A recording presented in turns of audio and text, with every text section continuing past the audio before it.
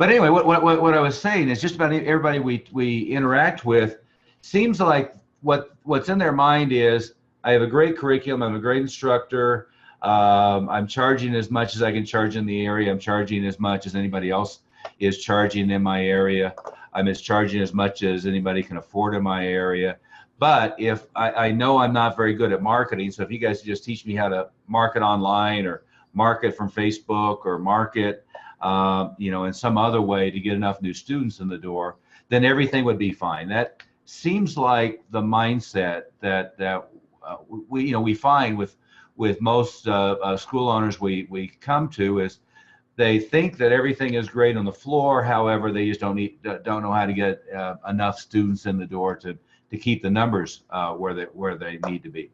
But what we find the reality is we work on three things. We work on obviously having enough new members coming in the door, and that's having good closing ratios, a good intro enrollment process. But it's also having what I stole this from Jay Abraham, freely acknowledged. He calls it the Parthenon, having 10, 15, 20, 25, 30 different ways every month going on to bring in new students. And it is the other thing that I find that people think is they think there's a magic pill. Can you tell me just what's the one thing that's working right now? What's the one magic pill that's going to work? The reality is we have a whole bunch of stuff that when they hit well, you can generate 60 intros in a week. However, you really should never think in terms of there's the magic pill. There's Facebook is kicking butt right now. Google works and doesn't work. If you've been around long enough to remember Yellow Pages, all Google AdWords is anyway, and SEO, organic search, and so forth. All that is the current version of the Yellow Pages. The good thing about the Yellow Pages in the past, the good thing about Google is people who are out looking and searching are buyers. They're ready to do something. The bad thing about it is it's the one place where you're completely reactive. In other words, you're waiting for somebody to have the idea independently and then go look, right? So what happens is, like a month like July and August might well be nobody's looking, overstating the case. And then other months there may be some pretty good search traffic. So you want to be there, but you can't rely on it. But the Parthenon, we're always focusing on family add-ons. We're focusing on strong and effective referral systems. Almost all the small schools we talk to, what they say is that my number one way of getting new students is word of mouth.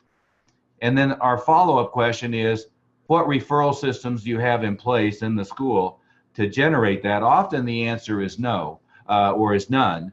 They're just, maybe they're giving out guest passes, hoping people are going to bring their friends in, or they think that I'm such a great instructor that everybody is going to bring their friends in with a big hook and force them to do this because it's so good for them. And of course, those things you get a little bit, but you don't get much, right? So the Parthenon we focus on is public relations, getting on TV, radio, newspaper, online. We focus on community outreach. If you're in the kids and family market, we focus on community outreach with elementary schools, public and private. We focus on community outreach with churches. We focus on community outreach with daycare, summer camps, and things like that. And then we focus on promotional events.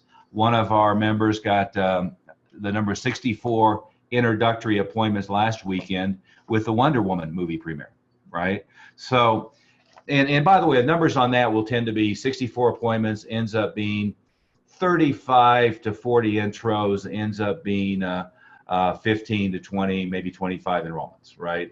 So on kind of the lower end of what's normal is half of the appointments show up for an intro, half of the intros that show up enroll from something like that, to give you an idea, right?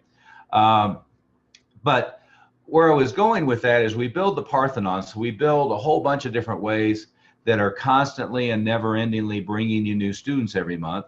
Some are going to be big hits on any given month. Others are not going to be. But when you have that base of a lot of different ways to generate traffic, what we solve first and foremost for not foremost, but first for our members is we end up with probably double, triple, quadruple the amount of intro traffic they've ever had before.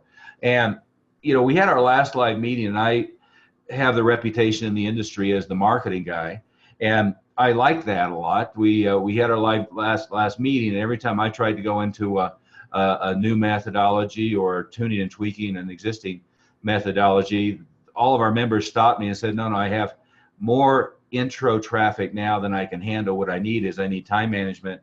I need a systemized way to deal with them effectively, and I need to figure out staffing because I have too much flow. I mean, our internal metaphor for it is drinking from a fire hose, right?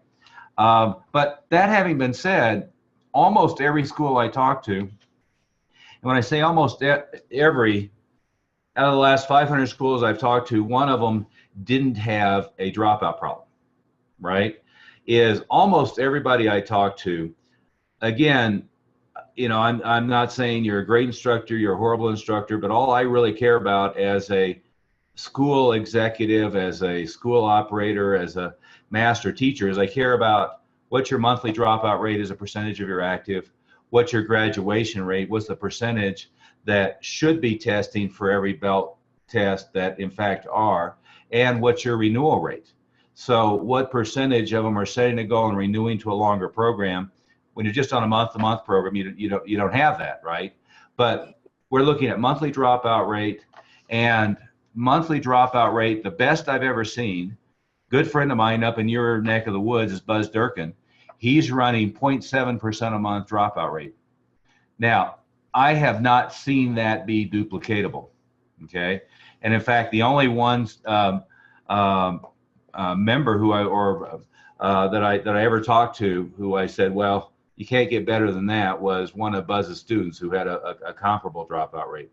But we're finding big schools, 400, 500, 600, 800 students, we're getting them below 2% a month dropout rate. In other words, to maintain 300 active, they only need 6 new students a month, or maybe even just 3, right? So we're getting them typically between 1 and 2% a month dropout rate. Again, most everybody we talk to, they say, I'm a great instructor. My curriculum is great. My students all love me. If I could just get more in the door, I'd be great. But most of those same schools are having a 5%, 7%, even. I talked to one guy who had a 20% dropout rate and thought he was doing great. But probably the industry norm in traditional schools is in the 7 to 8% range. So in order to be at 300 students, at 8%, they would need 24 new students a month, right? For 300 students, in order to be, if you were at 5%, you'd need 15 new students a month, right? So, and again, Buzz, I probably haven't talked to him in 9 months, but for years he's been running maybe 300 active, grossing 75, 80,000 a month, with losing 2 or 3 students a month, right? And to the point that if somebody drops out, the whole school, the entire staff is depressed. Does that make sense? So that's one thing, is almost everybody we talk to isn't really paying attention to the numbers, or they haven't focused on what the key elements are. And there's some good friends of mine running around. What I kind of uncharitably describe as a bozo explosion of consultants in our industry, right? I mean, everybody and their brothers running around saying they're an expert. And I can tell you, Master Smith and I have run multiple schools very successfully. Him since the 70s, me since the 80s, and we have the portfolio of both doing it ourselves across multiples, which means it has to be systems, not our personality. And number 2, of developing hundreds of very, very successful school owners. And we can talk to Lynn a little bit. Maybe you already have about his numbers. Lynn, you're over there hiding somewhere, right? Hey. Yeah, he shared his numbers, from just a year and a couple months, and he admittedly was one of the typical ones who was a little overwhelmed in the beginning, and even though he joined in February, he didn't really start making changes till he came to the live event in Sterling in June, and then everything completely started turning around, and he went from 30 to 80 this past March. Yeah, that's the number I remember, Lynn, is in 12 months, you went from about 30,000 to 80,000 a month. Yep. And how many active did you start with a year ago? A year ago it was 390 something, and now it's 320 something. Yeah. Yeah, so it's actually down a little bit. It's down, which makes it much more manageable because we can give people more personal attention instead of having way too many people. And, each person is paying a little bit more, and it's fantastic. Yeah. Yeah, my perspective, and there was a book that I really liked called The Pursuit of Prime. My perspective is that prime number that I prefer is about 300 active, and have 300 active be about $1 million a year. What you find is, and I heard this first from Tom Peters back in the, if you guys remember the book In Search of Excellence or Passion for Excellence or any of those, he had said, big companies, that 300 was kind of the maximum for a factory or for an office. It's a point at which a group that all knows each other becomes a crowd. And I've always thought that way. Now we have schools that are, one is 1,600 active students in one location, but I always think, at least from my multi-school background, that if I can target, where Lynn's at or even a little bit less, but have that be $1 million a year school, that's the best way to have it work. But again, go through that. There's 3 pillars, right? So pillar number 1 is the marketing. Have a marketing Parthenon and have a smooth closing ratio, right? So a high percentage, at least of the ones that you want, end up enrolling with you. The second is fixing your dropout rate. And again, the first thing you do to do that, and there was a great marketing consultant, I think it was Deming, and what he said, what gets measured gets done. You got to measure it. If you don't know what your monthly percentage dropout rate is, if you don't know what your graduation rate is, if you don't know what your renewal rate is, then you're shooting in the dark every month, right? With our staff, I always tracked what our current week attendance is, what our 1 week inactive, our 2 week inactive, our 3 week inactive. We started looking at everyone who missed a class on Wednesday. And what I was saying, when I got distracted, but on that explosion of the bozo explosion of consultants, what happens is a lot of guys walk around and or run around and teach floor skills, teaching skills, curriculum, and they have a big audience because martial artists like that, right? Martial artists love to learn new stuff, and they love to learn new drills, and how's the next pad that I can have, and what's the next piece of equipment, and how can I do floor management systems. And all that stuff is wonderful, but it's not the key to retention. The ones that I have known, good friends of mine, who have the most exciting floors also tended to have pretty high dropout rates. Is really the key to retention, if you want to have it, is relationship.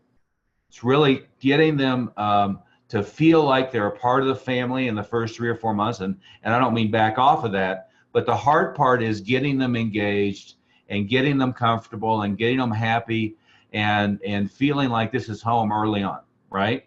Is everybody starts out intimidated, and if you enroll them and then throw them over the wall into a big class, they can get lost. So the first key is relationship, really getting to know them, knowing what they like, who they are, knowing mom's name, dad's name, grandparents' name. With adults, the same thing, getting them really engaged, getting those people to know all the other students. Many times, pretty quickly, martial arts lessons becomes more social than developmental for a lot of people, right? I don't want to miss my Tuesday class because Joe's going to be there, and I like to see Joe. Sue's going to be there. I want to go see Sue. So the first key to retention is not floor systems, charisma, pacing, pads, curriculum, some new stupid XMA hyper or something like that. That's not what it is it's relationship. It's building a human-to-human connection and a human-to-human bond. And I can tell you, I use the example of Buzz, who's there in New Hampshire, but nobody's a nicer human being than Buzz. His staff, nobody's nicer human beings than their staff. And he's on top of everything. Grandma's in the hospital, she's getting flowers. If the teenager bought, just got a new car, he's getting a gas card and a car wash pass for the thing. I mean, he's on top of birthdays, anniversaries, relationship, really building that relationship. Does that make sense? And you can systematize that. It's not that you have to just be a good people person or not a good people person. There are a lot of ways that you can systematize that. But what I don't mean is you have some fancy system that sends them a happy birthday email. Nowadays that doesn't have any impact on people. It's about human to human relationship, remembering, focusing, that type of thing. Does that make sense? The second key to retention is goals. If you bring them in early on, and let's take the kids market, adult market's the same way, but the kids market, a lot of times you have soccer mom coming in and she's looking for something to do for the summer, or is back to school and she's looking for something to engage the child. Maybe she heard that karate teaches discipline or whatever, so she brings them in because they're wants to maintain a little bit of discipline over the summer, or because there's maybe the kid's ADD or ADHD or something like that. But I think we would all agree they don't walk in the door saying to you, I want my child to be a black belt, and through all the peaks and valleys, ups and downs, excitement, lack of excitement, boredom, lack of boredom, I'm going to make sure that he or she is here until they get their black belt. Have you ever had a new prospect say that to you? If so, it's the rare exception, right? Is they're looking for an activity. They're looking for something that might be fun. It's our job to shift that perspective so that each new student, one, sees this like college. It's just like going to, you're in one of my favorite areas there. I wish I was there. It's just like they go to Harvard, right? If I go to all the effort to get accepted, apply to Harvard, guess what? Their graduation rate tends to be like 93%. Now that's 93%, last time I looked anyway, 93% from the time they enroll to getting their bachelor's degree. So what's that as a dropout rate? Well, 3% over 4 years, right? So they're dropping out, what is it, 0.4% a year? So they're dropping out, what would that be, 0.03% a month? Now, wouldn't that be our ideal? You enroll somebody and 94% of them get their black belt in 4 years, right? See, I hesitate using that example. And last time I did this little seminar tour, I was using that example. I noticed people's eyes glossed over because they said, well, that's Harvard, right? I mean, these are the best of the best and they got accepted. Or we just went to Annapolis Naval Academy, and we have been to West Point. They have similar, if not higher, graduation rates. And so I hesitate to use that example. So what I started using is the example of take a poll. Who thinks their graduation rate to black belt is better than the worst public school system in the United States? Is your graduation rate better than the worst public school system in the United States? Well, this example is a couple years ago. I think they've improved since. But the worst public school system in the United States a couple years ago was the Detroit Public Schools. Their high school graduation rate was around 50%. So if you enroll 20 new students this month, are 10 of those going to be black belts in 4 years? And see what our industry, I mean, and keep in mind, not to be, hyper aggressive about it, but we're not an industry that is populated with great educators, and we're not an industry who is populated with great nurturers. And the thing that goes around are those stupid memes. I saw one of our franchise schools post that the other day, and I got on the phone and yelled at them. Only 1 in 1,000 ever get their black belt. You guys have seen that floating around on Facebook or whatever, right? Well, that's the most counterproductive, most backwards ass way of thinking about things, right? What it should be is our mission is everyone who enrolls gets to their black belt. And occasionally we weed them out because of character or some other issue. But unless they move to New Zealand or something, it should be everyone we enroll gets the black belt, right? So, I always ask when it comes to retention is, are you better than the worst public school system in the United States? And typically, the answer is no, right? So now Buzz is better. We have some clients who are better than that, who are graduating 50% or better to black belt. But that should be the rule. I mean, if you have a school where everywhere you look there's black belts, and if you have 300 students and 150 of them are black belts, give yourself a pat on the back. You're doing a great job. However, if your graduation rate from enrollment to black belt is 50%, 30%, and see, keep in mind the statistics. If I'm losing 7% a month, that means statistically I lost 84% of them in the first year. See, what really irks me is watching these real hardcore guys who are proud of how great their curriculum is and how hardcore their curriculum is. And I'll sit down with them for 5 or 6 minutes and usually piss them off pretty bad. But my intend to. But my statement to them is, well, let me get this straight. You're telling me that essentially everybody you ever dealt with as a teacher permanently and forever for the rest of their life sucks at martial arts. And they'll say, what do you mean? No, we have great black belts. I said, well, how many do you have of them? Well, how many students have you dealt with over the last 20 years? How many of them made it past green belt? I mean, think about you're standing in Starbucks with your martial arts shirt on, and you strike up the conversation, and they say, oh, I used to take karate. I used to take Shotokan. I used to do jujitsu. What's your next question? How far did you get? What do they mostly say? I got to green belt. I got to gold belt. How much martial arts do they know now? None. They have a good memory of having, or a bad memory, but they have a memory of it, right? The rougher, tougher, meaner, nastier you are in the first year, and the lower your graduation rate is, what that means is the worse you are at developing martial artists, because they mostly dropped out at orange or green belt, right? Now, Jeff will tell you, we have the meanest, nastiest, rudest, crudest black belt test I've ever seen. We make them go 48 hours straight. They don't get to sleep. We always joke we're going to make them go swim Grand Lake in the winter, but the reality is I tried to make it like SEAL butt-ass training, the best I could do for 12-year-olds and for 45-year-old soccer moms with a bad back. But we have a really tough black belt test. But guess what the first year is all about? Getting them to set a goal, getting them really committed to be a black belt, and getting them into the second year. If we don't get them into the second year, they're going to permanently and forever be horrible at martial arts, right? What's the second year about?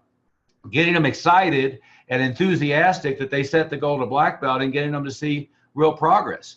What's the third year? Really honing in and developing the skills that we're teaching them. What's the fourth year? Honing their character, really getting them to be at the highest level of confidence and focus and discipline, and truly being the product of the product, the outcome that we want before they get to conditional black belt, where it all starts over. And now they're a conditional black belt, and we have another 6 months of beating them senseless until they get their first degree black belt and really have graduated. But what's the key? We get a lot of them to black belt, right? But we don't start really being rough and tough and mean and nasty on them until year 3 and year 4. Year 1 is about getting them to year 2 and getting them to set their goal to black belt. Year 2 is about getting them excited about being a black belt and seeing progress. And then year 3 and 4 is really honing in and having a great outcome. Does that make sense? So all of those traditionalists that you know, all of those hardcore MMA guys that you know that tell you how rough and tough their curriculum is, next time you see one, just tell them, well, you're permanently creating, everyone you've touched is permanently going to suck at martial arts. And of course, if they don't punch you or choke you, you can explain it to them that the vast majority of your students, that's why I keep Jeff Smith around. I've got the scariest AARP member on the planet. That guy is training like he's got a world title fight coming up when he turns 70. I got to tell you, I had that conversation, Jeff, with Jun Rhee one time. He was here in my house. And he was up at 5 a.m. I was trying to avoid him. He was up doing his 5,000 push-ups at the crack of dawn. And the question I asked him, by the way, is I said, well, you know, nothing personal, but when I was working for you, you were like 35, 40, and you weren't in this kind of shape. What was the difference? He goes, well, I got rid of all my karate schools. I said, that's the wrong answer. That's not what I wanted to hear. But anyway, where I was going with that is we have 3 pillars. Marketing, and I include in marketing the sales conversion process, right? Number 2 is fixing dropouts and developing super high quality martial artists, not permanently having everybody we ever touched suck, right? And then number 3, and I use inflammatory language in that area because it really pisses me off. It's one of those things that we've produced thousands of black belts. I'm proud of each and every one of them. One of the high points of my life is our 2 major black belt tests of the year, and then we have a black belt extravaganza where we present belts and so forth. And I've got to tell you, in a multi-school environment, what happens is sometimes you lose a little bit of touch with the impact that we're having, because what happens at a central office, all you hear is problems. You don't hear the success stories, right? But that's always been the thing that motivated me, is to look at what our product was, what our outcome was, the life-changing impact we have.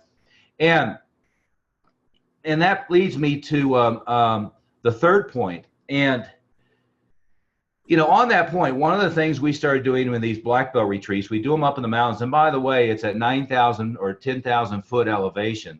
So it's in an oxygen deprived environment at the same time. If you've ever been to Breckenridge or Vail or any of the big ski areas in Colorado, this year we're going to Keystone, which is at, I believe, 9,200 foot elevation. Last year we were in Breckenridge, which is about 9,500 foot elevation. So you're almost 2 miles above sea level, and you're sleep deprived for 2 days, Friday through Sunday. But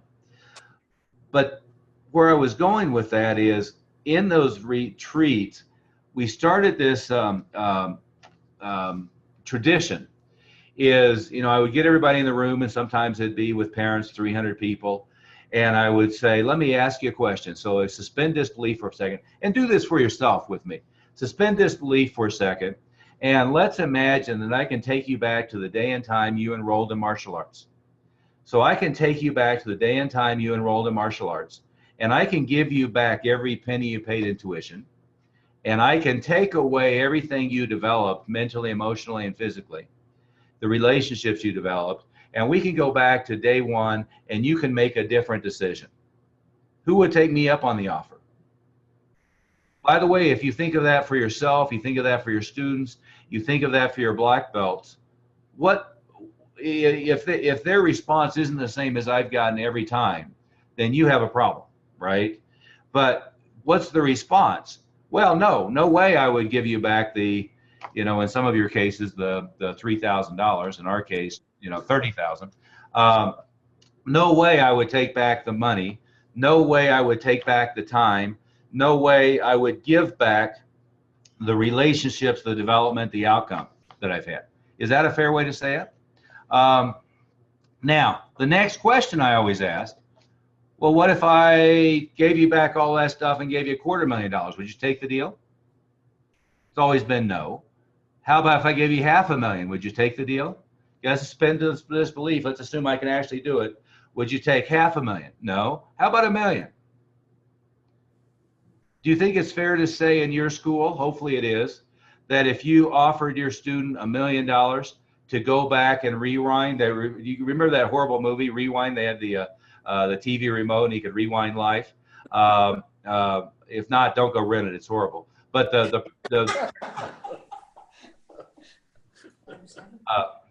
yeah, he and I see all the movies. You know, I've had people say, you guys just go see all the bad ones. I says, no, we go to all of them. So if you're going with us, don't assume it's going to be a good one. We just hit them all.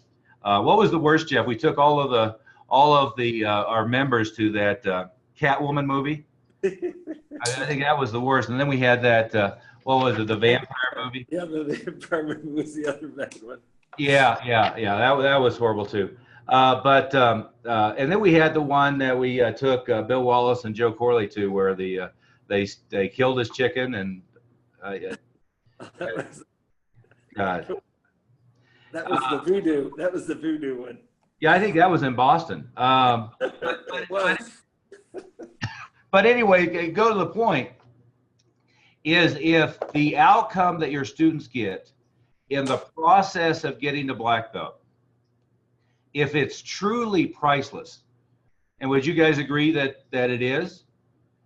Once, if you get somebody beyond gold belt, green belt, if you get them to black belt, it's truly a life-changing, priceless thing.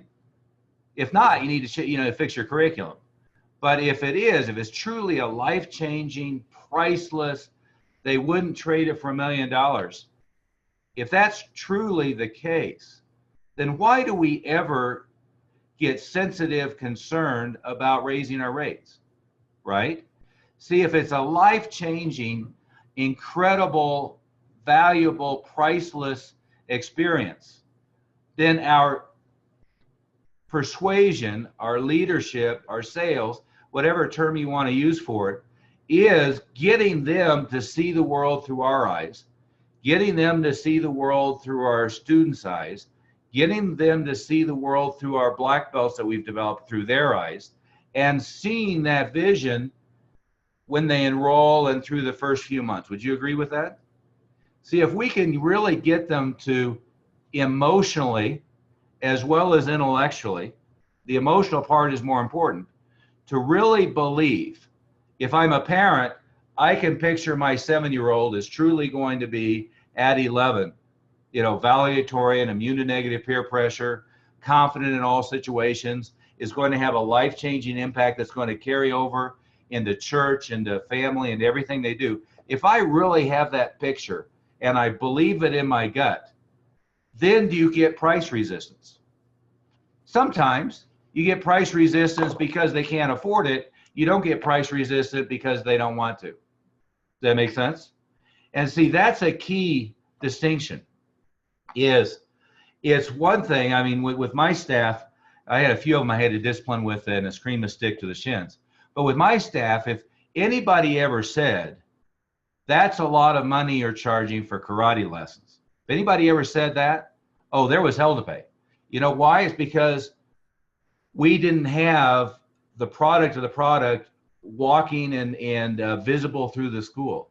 We weren't communicating in such a way that they saw beyond the kicking and punching and the grappling and all that stuff.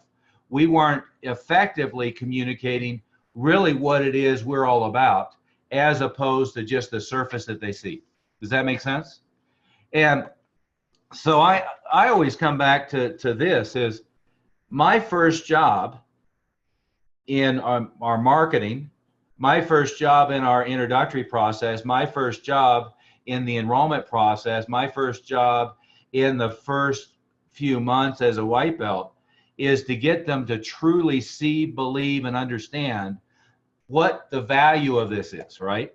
The reason why Harvard has a 94% graduation rate is, do you think that they take it really seriously on the way in? Do you think that they really have a high value to it? Sure. And they had to jump through a lot of hoops, and they have, I don't know what it is nowadays, a 5 or 7% acceptance rate. So 90% of the people who applied didn't get accepted. They take it really seriously. What happens with new people coming into us immediately? Are they like the new Harvard admissions? No, not yet. But it's possible for us to convert them to that. See, that's the deal. The first 3 or 4 months is possible for us to communicate with them in such a way, to show them through example, to show them the process so that we can make a convert. There's a consultant out there who was on the original Mac development team. His name is Guy Kawasaki. His title for the original Mac team, working with Steve Jobs back then, was he was the Mac evangelist. He has a great term that I've always loved. His term was, his job was to create raging thunder lizard evangelists. See, that's our job. Create raging thunder lizard evangelists for the value of martial arts training with you, because it's so empowering and so life-changing and so valuable that people can't imagine cutting it out of their lives, right? Is the reaction you want is, oh my goodness, I had no idea this could be so beneficial. I had no idea that my child could have this much impact. I had no idea this could be such a life-changing experience for me. Does that make sense? Right? So when you're looking at your school, there's pillar number one is the marketing and sales. Pillar number two is fixing the dropout rate. And would you agree that if they really see that, internalize and value it, that it's easy to get them to set a long-term goal? And it's easy, if they really get that, for mom to say, well, Joey, I know you want to play your new, what's the new damn game my son got? There's some game that's handheld and they put it in a box and it's some Nintendo crap. I know you want to play your stupid game right now, but it's martial arts time. It's your class at 6:15, get in the car, right? Is if you truly get that in their gut and in their soul and in their heart, then retention becomes much easier because they see the value beyond we're going to go kick and punch today. Does that make sense?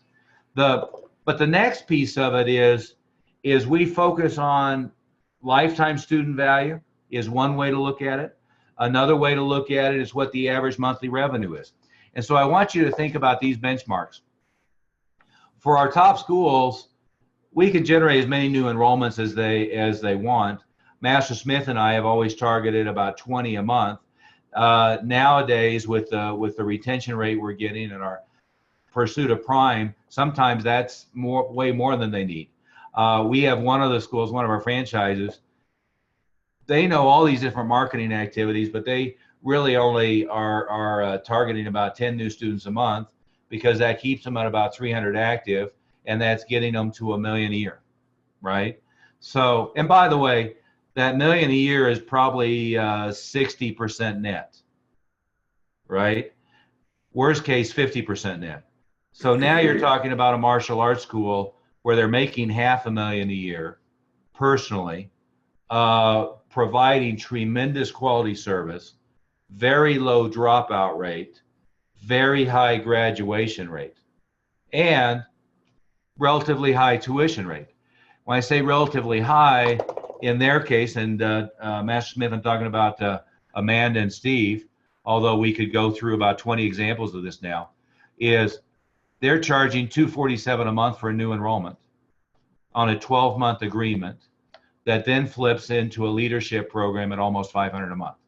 Now, Master Smith and I have this conversation behind the scenes all the time. I hate to even share those numbers. You know why I hate to share those numbers? Here's what everybody says.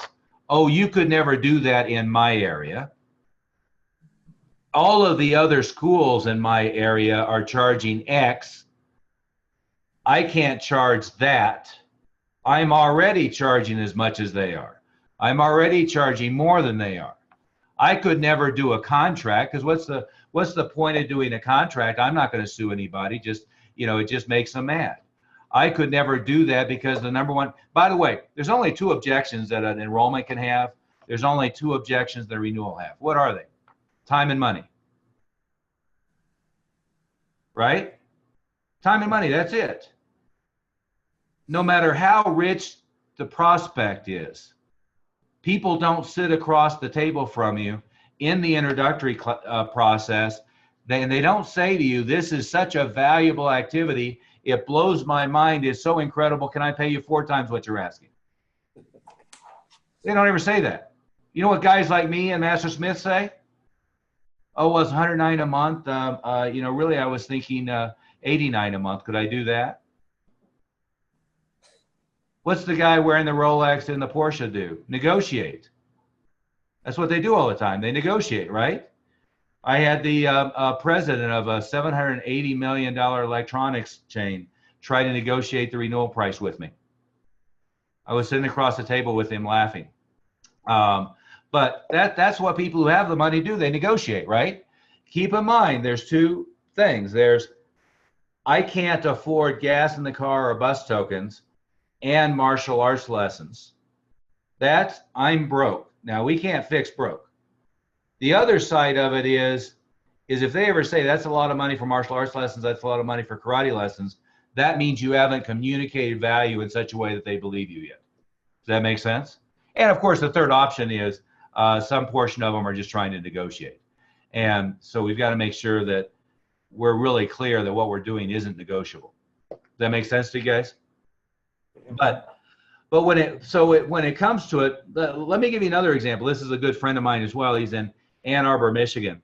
The single most profitable school that I ever saw, this is like 10 years ago now, was my friend Keith Hafner. He's in Ann Arbor, Michigan. And here's what his numbers were. You might want to write this down because it's instructive. He was doing $110,000 a month gross. By the way, his location was in the basement of a coffee shop on a downtown street in Ann Arbor with a small little sign in a window. Literally, you walked into a hallway like you're walking into a coffee shop, and on the right-hand side, there was a door that went down into kind of a musty, not very impressive basement space. Okay, $110,000 gross a month. That $110,000 gross a month was on 22 enrollments a month. Therefore, each student who enrolled was going to be worth to him $5,000. And by the way, in our current terms, his numbers are higher than that now on a per student basis, and we're getting a lot of our members to a higher number. We're working on 6,000, 7,000. But stay with the example: $110,000 a month, 22 new students a month. Therefore, each new student was going to spend $5,000 over the lifetime of their enrollment in the school, and over half of that was going to the net profit. And by the way, much of the rest of it was going to two sons and his brother, right? So his staff was two sons and his brother. His brother was overpaid. His brother was had a company car, one thing or another. His two sons, of course, were overpaid, and Keith was pulling $55,000, $60,000 a month out of the school. And here's his lifestyle, by the way, still is. He'd get up at 6 a.m. He'd have a little prayer session with his sons. He's very religious. In fact, he runs a little church on Sunday now. He would go down to the office at about 8 o'clock. He would be there till 10. He'd go to his palatial home, and in the summer he would sit by the pool in the sun and read a little bit, and then he'd take a nap, and then he'd go to his pretty significant home gym, work out a little bit, take a little bit more of a nap. Then he'd go back to the school at about 3 or 4, and then he would do a couple of enrollments and do a couple of renewals. Then he'd leave at 7:30, go home and be in bed by 9. That was his really strenuous lifestyle. Not bad. Not what the way that I wanted to structure things, but not bad, right? So when you look at this, the 3 pillars are: get enough new students, keep them a long time, and have them each be worth a lot more from a lifetime basis or from a monthly basis. And again, I mean, if I look, Brandon, like at 224 students, see, to me, that should be a $60,000, $70,000 a month school, right? And part of it is undercharging, and part of it is program structure, and part of it, I'm sure, is that first 90 days really isn't setting their objectives and their goals effectively to train to black belt and beyond, right?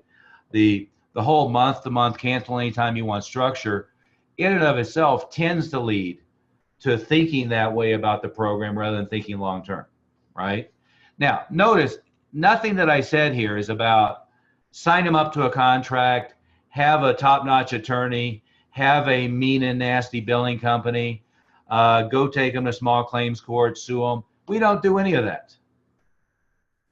We want to keep them in this program, keep them enthusiastic, keep them engaged, keep them focused, have them happy.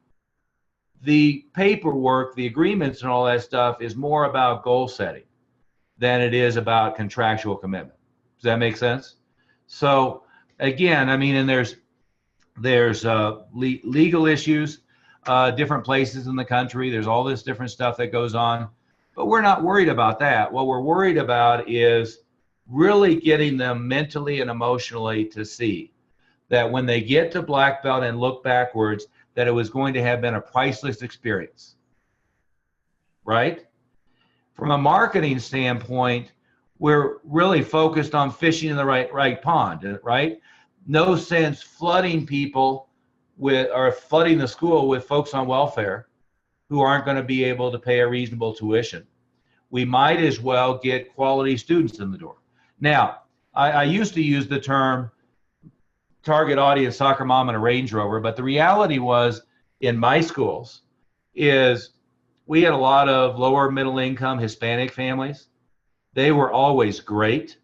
They were willing to invest a great deal in their child, to have their child have a better life and outcome than they are, right? We had a lot of middle and maybe a slightly upper middle class families. You could go to that school I use as an example, Amanda's, and there's Toyotas and Chevys in the parking lot. There's not Porsches and Mercedes, right? This is not, and by the way, we have a couple of members who are one's in the financial district in Manhattan. We're not talking about the schools who are kicking butt are there. We're talking about suburban Boston and New Hampshire. We're talking like Lynn's school. Lynn, what's your suburb there, Lynn? Where are you at? It's Fitchburg. Fitchburg. Yeah. Well, what's the rich area of Boston? Beacon Hill or something like that? Or am I thinking San Francisco? Beacon Hill's Boston. Yeah. That Beacon Hill. I really wish I was there. I love Legal Seafood. The one down there by the aquarium is my favorite. You can go to Nathaniel Hall and then Legal Seafood, and they have this great full belly clams that I like that you can't get anywhere else. Anyway, I'm going to be in Breckenridge, Master Smith, so I'm also not going to be in a bad place. But Fitchburg, and I've never been to Fitchburg. I've been to Boston a bunch of times, but I've never been to Fitchburg. But Lynn, are they all driving Porsches, Mercedes, Rolls Royces, Bentleys? No, I am the person that you can talk to as an example that said that there's no way people could afford $250 a month, and I was wrong. So. Yeah. Of course, I was always real nice and gentle in trying to persuade you of that, right? You were very kind.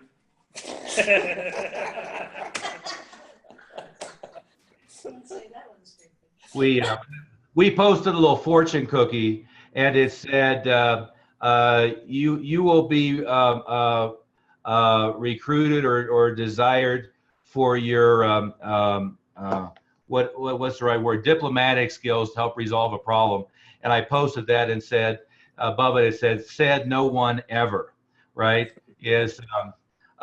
What you do know you get with Master Smith and myself is you get brutal honesty. And if you like it, great. If you don't like it, so be it. We were working with plenty of people. We were in Florida, and Colby Winkler, he's in Minnesota. I had to ask him. I said, well, we don't really. He's an hour out of Minnesota, so another small town. Yeah, you've been there. I haven't. Master Smith loves being on airplanes, and I love playing with my 9-year-old. So this works out fine. What's that? Mine are all grown now. My last one's graduating. I'm going back on Sunday at 12 to be at her graduation at 2. You know what that means, Master Smith? Yes. Yeah, you're old as dirt. Anyway. Older. Yeah, that's right. But what Colby was saying at it was not our last meeting, is the one in Florida, is I had said to everybody, I said, well, what is our elevator pitch? Chet Holmes used to call it stadium pitch. If I never have a short answer if somebody says, what do you do? And Colby chipped in. He said, well, you're really good at taking a school and turning whatever they're grossing now into their net. I said, well, explain that more, Colby. He said, well, I started working with you a year ago. I was grossing $30,000 a month, and now we've more than doubled what our revenue is. And so I think that's a pretty good description. And of course, if somebody is really small, hopefully we're taking them way more than that. But Lynn, is it fair to say that your school is netting more than it was grossing a year ago? Definitely. Yeah. The other thing Lynn said is, he said, well, before I started working with you, I had this image of who you were and who this was, and I didn't like you very much. And I laughed. I said, well, that's okay. I have enough friends. We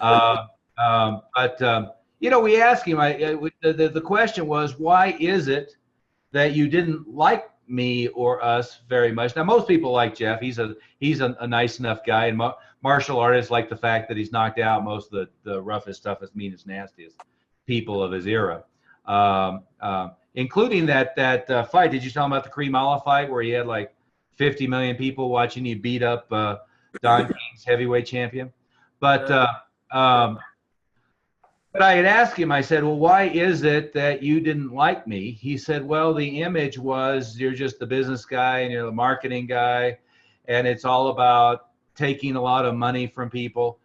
And, martial artists are interesting. I had a school I was working with as a Jeet Kune Do guy, and he was talking about within the Jeet Kune Do community how opposed they are to, making money off the art in one thing or another. And I sent him a book that Master Smith and I instructor June rewrote called Bruce Lee and I.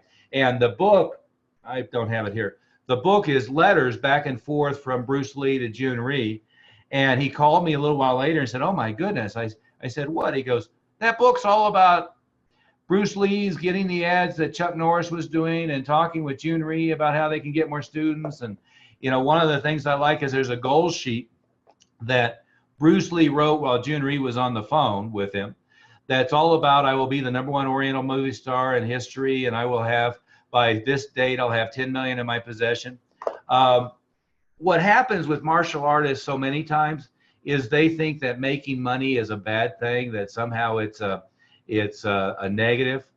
And what's also happened because of the bozo explosion of consultants is there are a lot of people who really don't have the students' best interest at heart. There's one of them that, he called doing an enrollment turning tricks, and his whole mission is give them to pay cash for the rest of their life in the first 90 days so they don't have to worry about keeping them. Nothing that we've said here, nothing you're going to hear us say is going to be anything but the opposite of that. It's going to be get them to black belt, make them a lifetime member of your family, only enroll people that you would love to have in your life. What I've always thought, and I'm not always, but since the 80s, is I concluded the reason I got really good at marketing is so that I could only bring people into my school that I could love and adore and want to have with me forever, and not have to feel like I had to enroll everybody. Because some people that are going to come in the door are just going to be a bad fit, right? When you're scraping for the next dollar, what you have a tendency to do is feel like you need every sale. We don't feel that way. What we want is the ones that are going to love us, that we're going to love, that are going to be a good fit, that are going to be just like Harvard, so we can be selective in admission. We can be selective before we admit them to train to black belt and beyond, because sometimes they fool us in a couple of lessons, right? So we can be really selective in that early stage and only accept people to train to black belt that we're going to love and revere and want to have in our life, and going to return the favor. Does that make sense? So really in this is our focus is if you don't have enough intro traffic, we'll get you more than you ever thought possible, and probably get you to the point that you say, hey, let's back off of that a little bit because we don't need that many people coming in, right? We'll help you fix your ratio if it's a problem. Now, what I see is small schools don't have a problem with their intro ratios because people had to kind of fight so hard to find them that everybody who comes in enrolls, right? Big schools, when you start really opening that fire hose, all of a sudden they have a sales problem or an enrollment problem because they're not used to really showing people the value, right? That's the balance there. So we have to go about fixing that. But on the other end, it's about getting the average revenue per student way up. It's about doing it ethically and honestly in such a way that they're thrilled about it. And it's about keeping them forever or making every effort to. There's always going to be some that break your heart, but it's about being more like Harvard and certainly being better than the Detroit public school system, right? So it's about really being an educational institution, focusing on our numbers and our outcomes, knowing that we're targeting that 2% or less dropout rate, the lower the better, but not tolerating 5, 6, 7% a month. Number two, it's getting that average lifetime value of a student, $6,000, $7,000, $8,000, getting that average monthly revenue per student, $200-300 a month. And it's about having all the pieces together, frankly, so that you own your business doesn't own you. Does that make sense? So, Master Smith, I'm going to run out of time in a second. I've been talking a lot. Hey, guys, any questions for me while I'm piped in here? I'm just so you know, I'm sitting at the top of the mountain in Evergreen, Colorado, getting ready to head up to Breckenridge. My two favorite places on the planet, other than Denver, are Boston in the right season. I'm not sure I like Boston midwinter or midsummer, but Boston spring and fall is one of my two favorite places. The other is San Diego, and it's Seattle. I have to put Seattle on that list. But I wish I could be there with you today. Unfortunately, it didn't work out, but hopefully you've gotten some value so far. But anyway, hey, anybody have any questions for me, or Master Smith, anything to add before we have to run? Maybe we could set an appointment, Master Oliver, for them, since we just have 2 to do.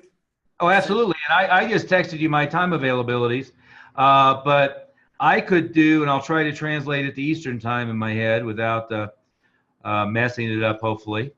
Time, and then I'll translate it. Well, I could do 12:30 Eastern or 1:30 Eastern on Monday. Or I could, Master Smith, let me know if that doesn't work for your schedule. Or I could do 4 o'clock Eastern or 4:30 Eastern on Tuesday. Okay, so 12:30 or 1:30 on Monday, or 4 or 4:30 on Tuesday. Correct. Times or days work for either of you? I can't do Tuesday, 4:30. Let me get back with you on that. Is that too late? Anything earlier on Tuesday? Is that earlier? Your class is starting now. Wait, He has summer camp going. What are your summer camp hours? 9 to 5. 9 to 5. So Do you want to do 5:30 or something like that on Tuesday Eastern? I have to check my schedule. Okay. When I get back. Okay, Let's schedule a time tentatively, Brandon, so we don't get booked up, and then we can reschedule if necessary. Put down Tuesday, 5:30, and then if that's a problem, then we'll reschedule. If not, we'll at least have a time blocked out. Yeah, Brandon, do you think that'll work? Tuesday what? 5:30? Can we go 4:30? 4:30? Okay, let's do Tuesday, 4:30. That's 2:30 p.m. my time. Correct. And for everybody, there's 2 websites we'd love you to really go through. And it's a little bit of a project. I mean, you've got some time commitment in addition to the day. But the first one is marshallartswealth.com/mastermind, MASTERMIND. And that one has, I think it's 3 videos. Make sure you keep scrolling down because there's a lot of content. But what it is it's got a couple of seminar videos from different seminars, one with Master Smith and myself, another one with our success coach, Lee Meltier.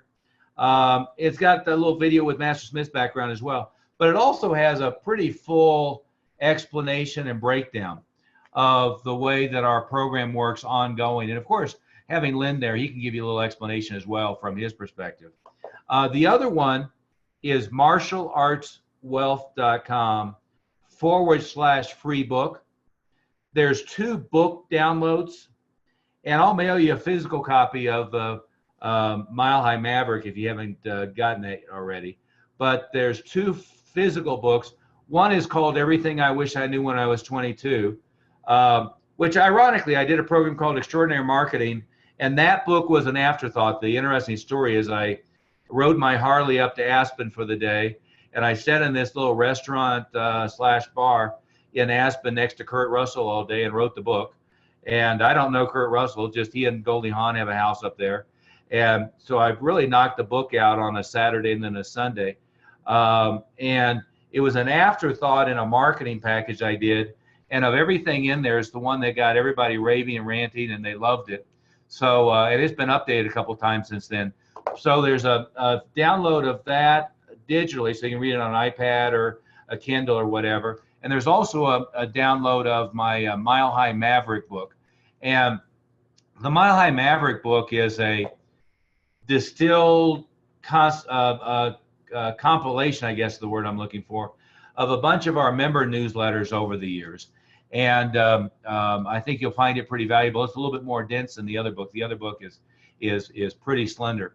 And there's also a yet another seminar video. The seminar video is going to be, pretty much a recap of what I've talked about and what Master Smith has talked about. So if you have to prioritize, go to martialartswealth.com/mastermind before we talk next week.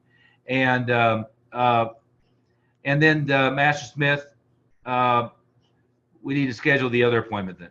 Lynn, what's good for you? Monday, 12:30, Monday, 1:30, or Tuesday, 4? Monday at 12:30. Okay, Monday, 12:30. That'll be 10:30 your time. Correct. Okay.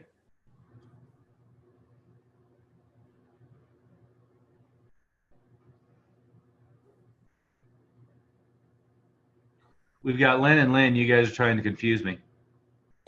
I was also confused. Yeah. But, well, Master Smith, anything that I can contribute, or guys, you have any questions that I can answer about process or our system or things that you should be focused on?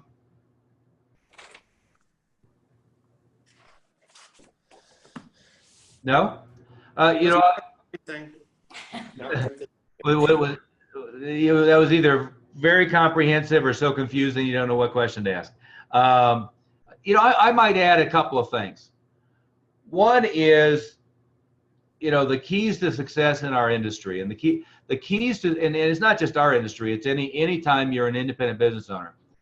One key to success as an independent business owner, and this is important, is to only be surrounded with other people who are where you want to be, and not be surrounded with people who aren't where you want to be.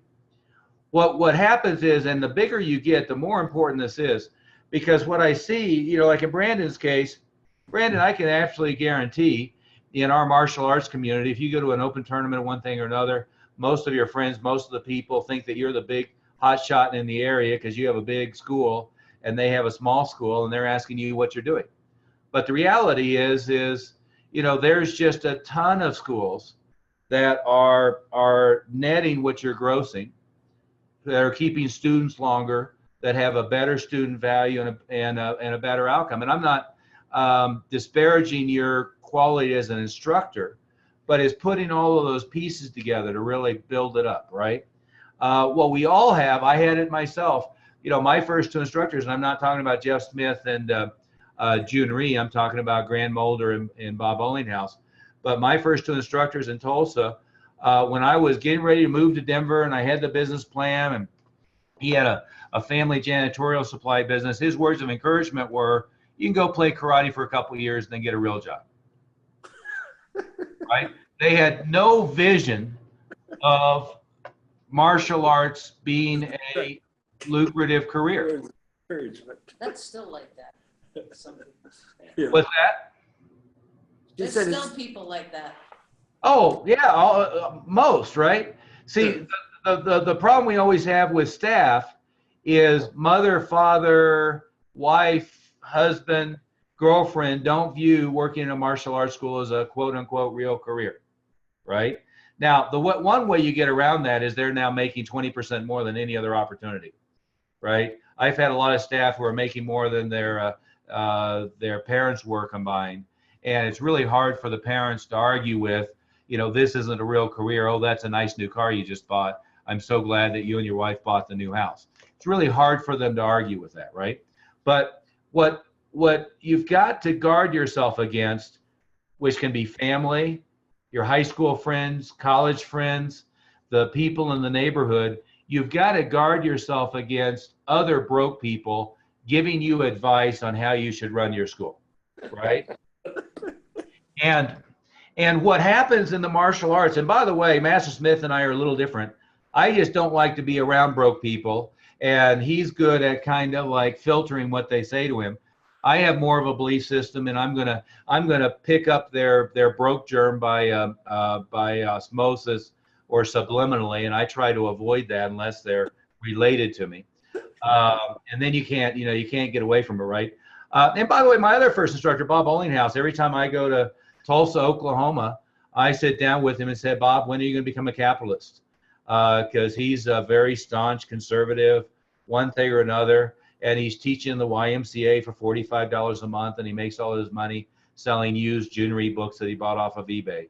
And I'm not exaggerating that in any way, shape, or form.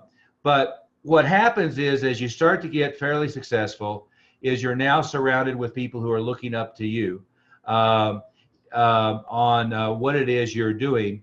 And you've got to surround yourself with people who are above, higher, have accomplished more, have been there, done that, and be careful about surrounding yourself with broke people, even though they're long-term friends. Certainly, if you do, you've got to get really good at this, right? And again, I'm not very diplomatic, so I'll tell them to the face, look, I don't really need you to spend all your time explaining to me how to be broke. I don't want to understand that process. I would much better understand how to be successful. Years ago, you guys probably haven't been in the industry long enough to remember it, but when I opened in Denver, it was in 1983, and I came from the Junior Institute, so I was broke, but it was kind of like the guy born with a silver spoon in their mouth, knowledge base, because I came out of a school that was a multi-million-dollar operation at the time with 9 locations, and moved to Denver with the idea of replicating that. And so I ended up opening 5 schools in 18 months, ended up with 1,500 students at 5 schools in 18, 6 schools in 30 months, ended up with 1,500 active students and a multi-million-dollar operation when I was 25. And I didn't know any better because I was just modeling what I had seen, right? But I got to tell you, if I had listened to all the ones who said it can't be done, all the ones who said this is a hobby, or had listened to the adulation of all the guys that I was now doing better of, rather than focusing on people who are doing better than I was, it would have been a problem. And in that process, I really learned you've got to create a mastermind group. And this is from Napoleon Hill's Think and Grow Rich. You've got to create a mastermind group of people who think like you want to think and who are where you want to be. And if we aren't conscious about that, we end up having a mastermind group of people who are bringing us down rather than a mastermind group of people who are pushing us up. Does that make sense? So that's one piece of it. The second piece in developing and learning how your martial arts school runs is, last time we did this big seminar tour, it was, we did it with YK Kim, and I don't know, this little Boston thing is very small, but we were averaging maybe 40 or 50 school owners and did 10 or 15 of them. So worked with at least 450, if not 550 school owners.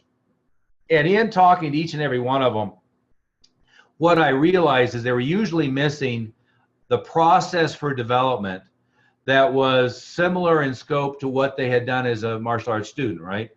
So what we did at that point is completely re-engineer everything we're doing. What we do now with the schools we work with is, I want you to picture it's as close as humanly possible to what you would be doing with a brown belt student or a green belt student in your school. Instead of like shipping you a bunch of CDs or DVDs or giving you a password to a website with a bunch of crap to go through, what we're doing is replicating the school environment, a concerned and dedicated instructor who arguably knows quite a bit more and has done quite a bit more in the industry that you have, and that certainly includes myself and Grandmaster Smith and Senior Master Greg Moody and Bob Dunn, but a concerned and dedicated instructor who's looking over your shoulder, giving you honest, if not always sugar-coated feedback. Number 2, a classroom environment where you're in a mastermind environment of a bunch of other people who are where you're at or way above you, right? That first meeting of the year I mentioned a minute ago, Will Caldwell. Jeff, where's Will? He's in Texas or is he in Atlanta? He's in Texas. He's in Texas. I talked to him about 2 weeks after the meeting, and he said to me, I thought it was kind of a funny statement. He said, I came to that first meeting, and I don't know if you did this intentionally. I said, did what intentionally? He goes, well, I was sitting at this round table, and I was sitting next to Greg Macy, Eric Williams, Thomas Wright, and there was somebody, Paul Pendergast. He said, I was sitting at the same table as Paul Pendergast, Thomas Wright, Greg Macy, and what was the other name I just said, Jeff? Well, You said Pendergast, right? Pendergrass. Pendergast. And I said, he said, did you do that intentionally? I said, there weren't assigned seats. You just plopped yourself down at a table.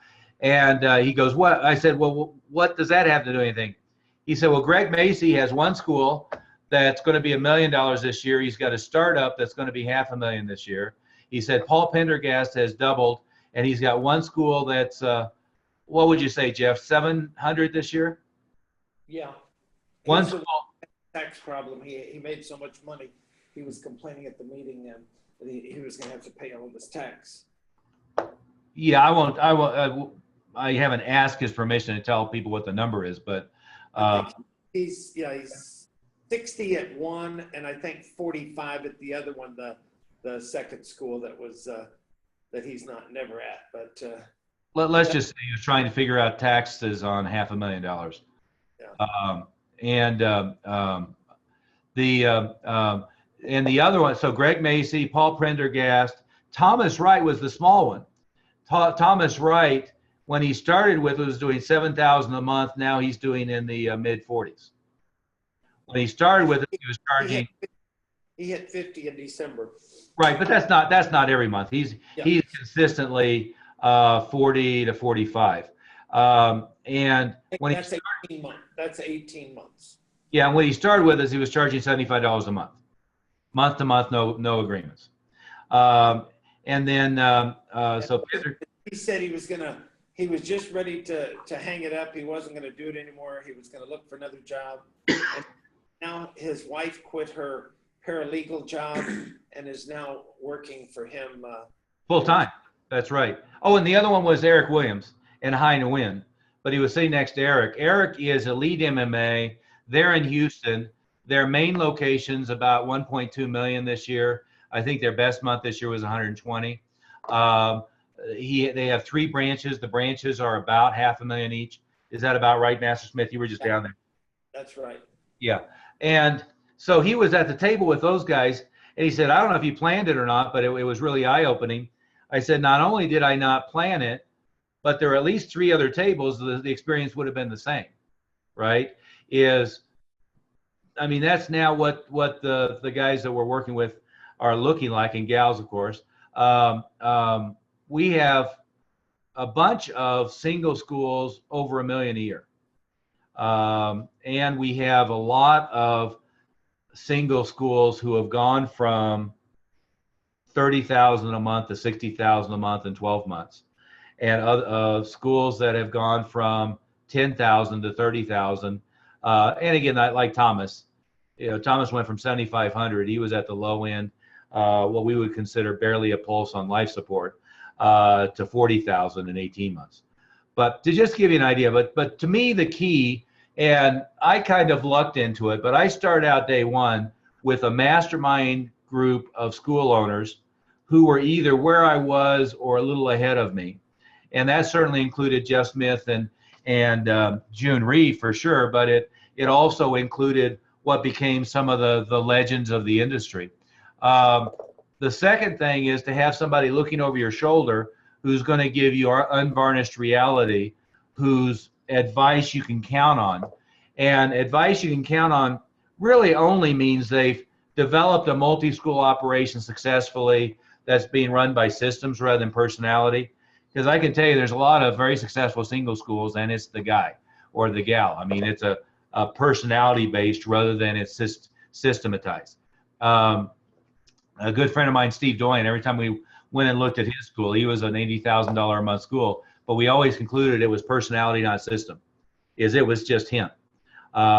Anybody else running the same kind of systems he was running would be doing a third the numbers. because it's not like you put Tony Robbins in a martial arts school. It's going to be a damn successful martial arts school. You know, you put Billy Blanks in a school. It's a damn successful school, right? But it's hard to replicate that.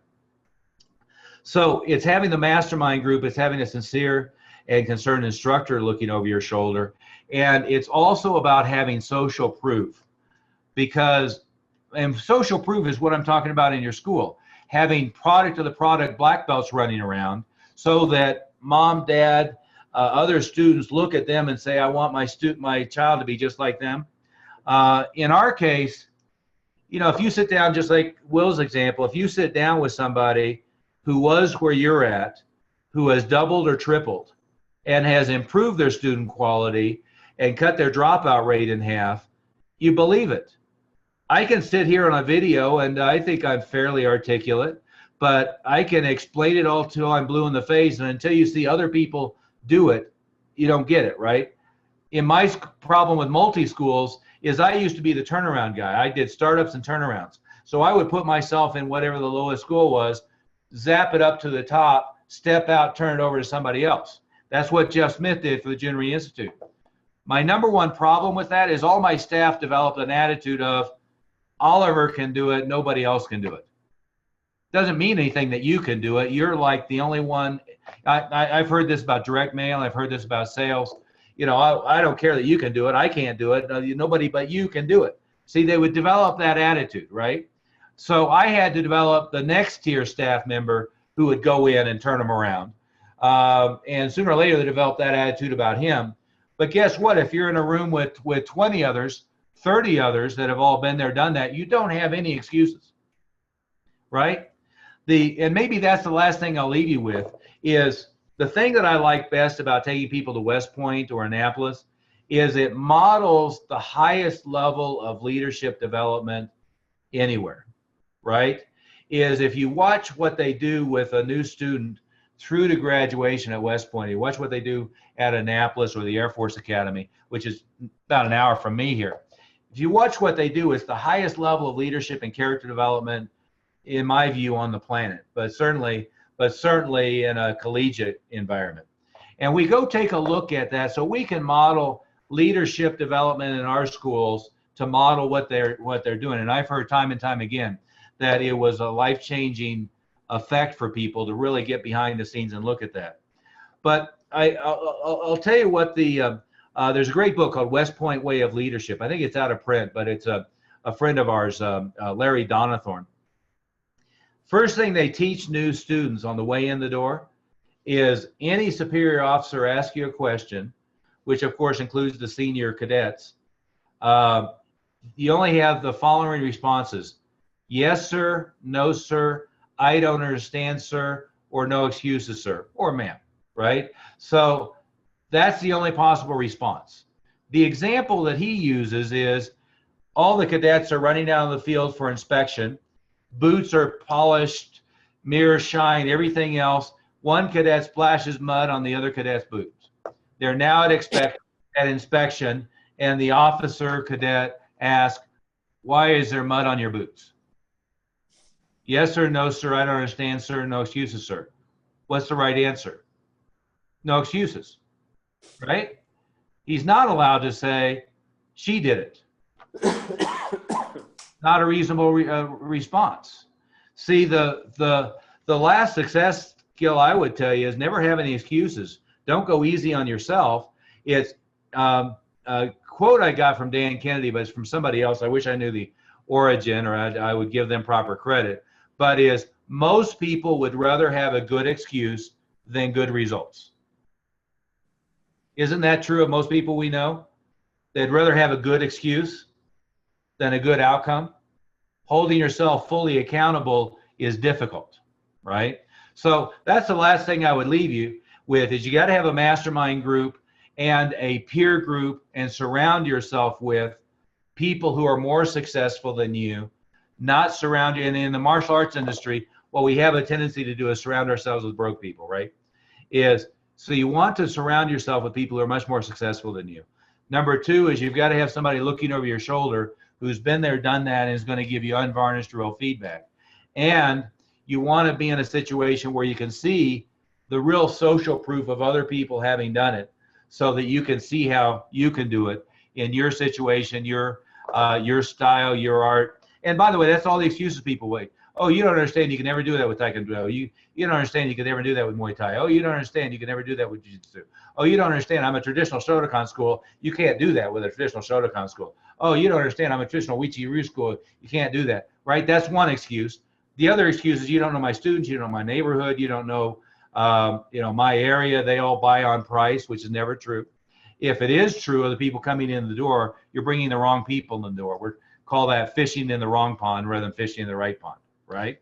So get rid of those excuses. Surround yourself with a successful peer group. That's what we provide. If it's not us, find somewhere, but surround yourself with a very successful peer group and mastermind group. Get an instructor who can teach you the martial arts business. Master Smith, your favorite way of saying it is somebody's a master black belt in martial arts, but a white belt or a green belt or a blue belt in business, right?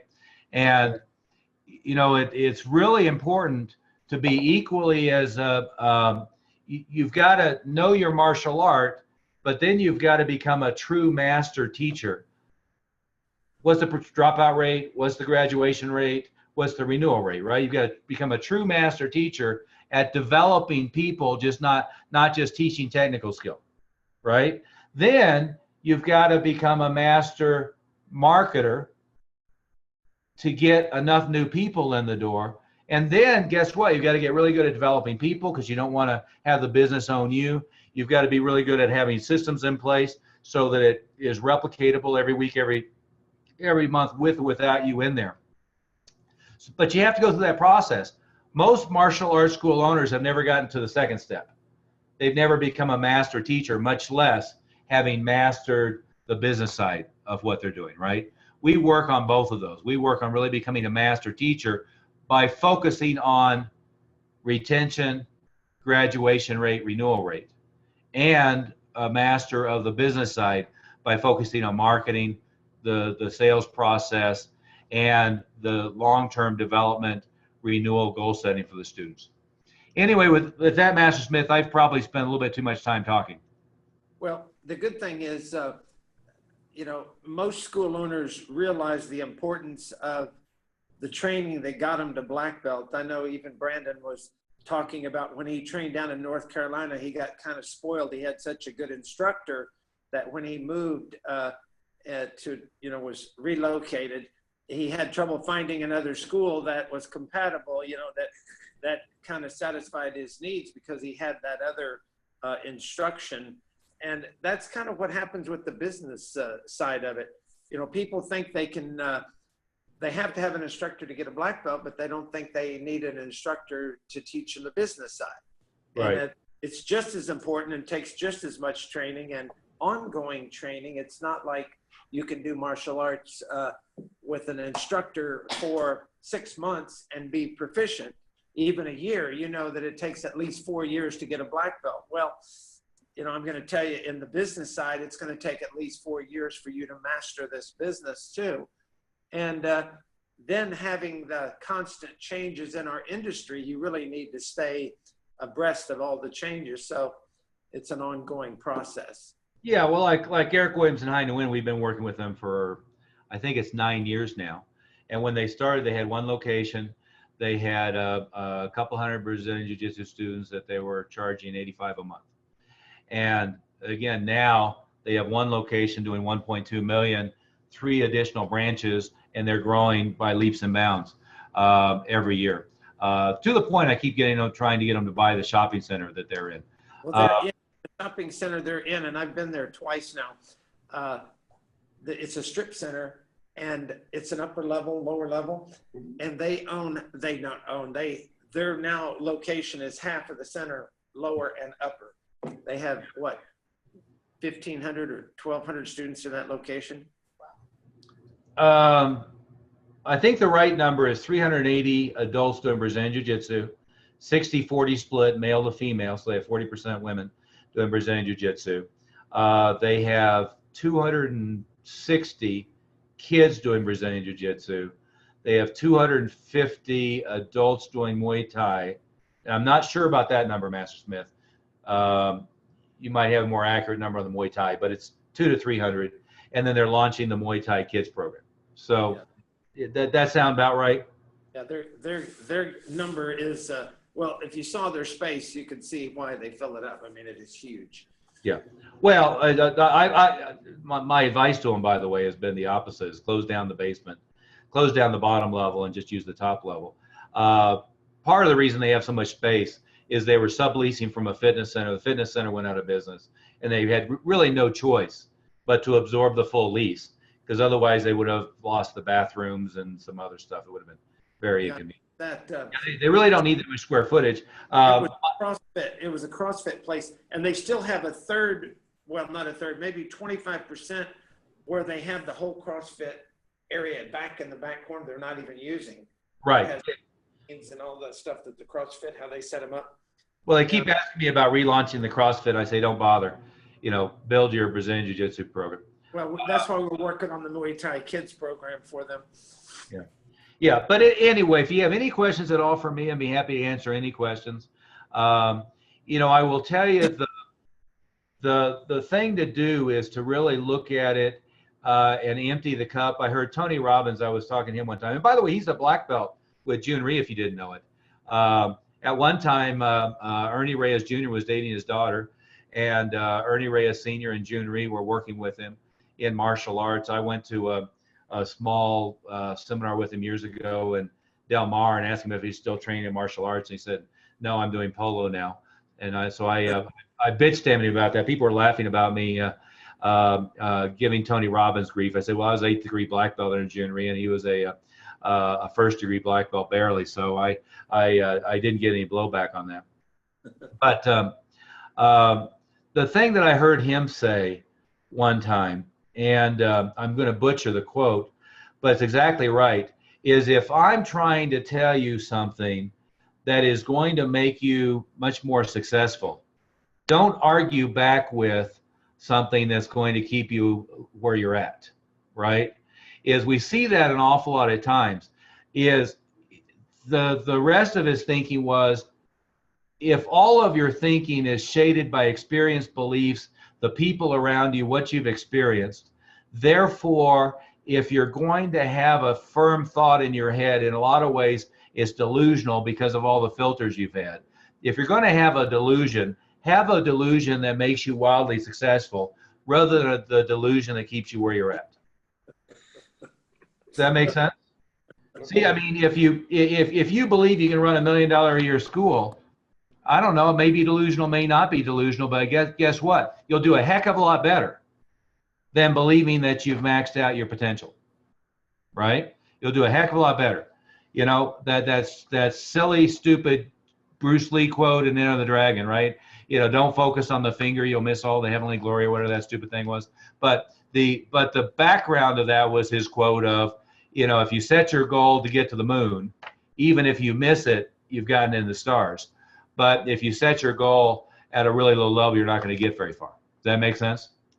And Master Smith, as long as I've gotten really silly on quoting Bruce Lee, my favorite Bruce Lee quote is, before I was in martial arts, punch was just a kick, or a punch was just a punch, a kick was just a kick. After I started training in martial arts, a punch was more than a punch, a kick was more than a kick. And once I mastered martial arts, a punch was just a punch, a kick was just a kick. But the whole principle is simplicity is the ultimate outcome of refinement. What we don't do is complicate schools. What we have a tendency to do is simplify them. Refine the systems, get them working like an oiled hub. The worst thing you can do, by the way, is think you add a cage fit program, you add a cardio kickboxing program, you add a new kids program, and all of a sudden you have 5 or 6 things, each of which are, that's what goes on in the industry, right? Best thing to do is take your Tae Kwon Do program or your whatever your core program is and make it 300 students doing $1 million a year. Keep life simple. Does that make sense? Mm-hmm. Well, Master Smith, hopefully this has been valuable for everybody. Lynn, anything that you think I could add before I ring off? You said everything very well. I'm sure I'll have plenty of things to say afterwards too. But it was all very good. Yeah, Lynn, you've been in my house here. So we did a day's worth of videotaping here.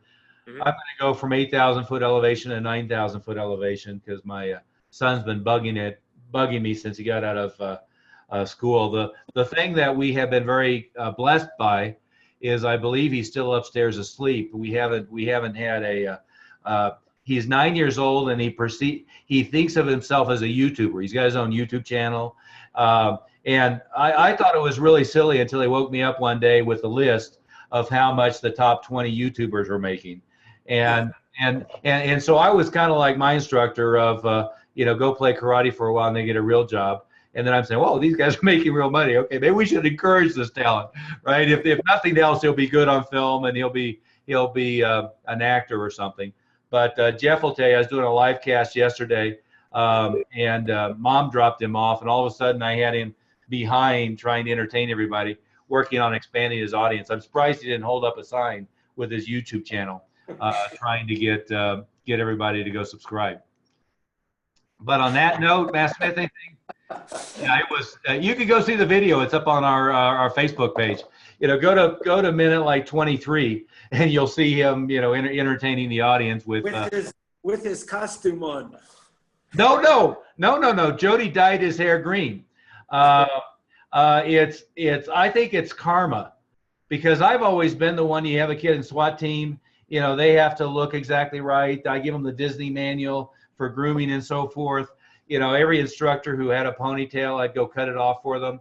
If they ever dyed their hair or something that's a little bit crazy, I'd put them in the car and take them down to the salon and get it fixed. And now my 9-year-old has this blue-green hair that Mom dyed over my whatever the word is, over my objections. So yeah, his hair is dyed. I said it was green, and he corrected me and said it was teal. And of course, I said, "What the hell is teal?" Green to me yesterday, because Yeah. I was thinking when he did it for the movie. Remember when you went to was it the Batman movie? Oh yeah. No, it was the horrible Marvel one with Will Smith. What was that? Suicide Squad. Yeah. Suicide Squad. He dressed up as Joker for Suicide Squad. But yeah, that's about what he looks like right now. That's what I thought. That's what I was thinking. Joker and Suicide Squad without the grill, and he's not getting the grill, so that's as bad as it's going to get. Anyway, hopefully there was a little bit of entertainment value. She's laughing.